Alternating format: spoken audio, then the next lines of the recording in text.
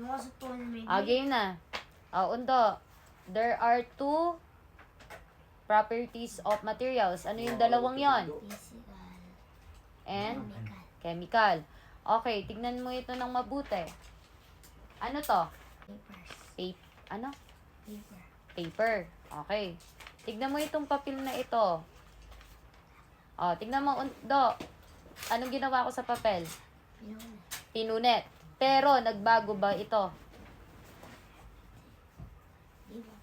Papel pa rin ba? Kapag papel pa rin, walang nagbago, ano ang tawag? Physical or chemical? Pero kapag sinunod ko to, magiging Chemical. ano muna to? Pag sinunod ko, magiging? Chemical. Oo nga, magiging ano siya? Abo. Abo. So, nagbago na siya, tama? Dun papasok ang chemical. Naintindihan mo?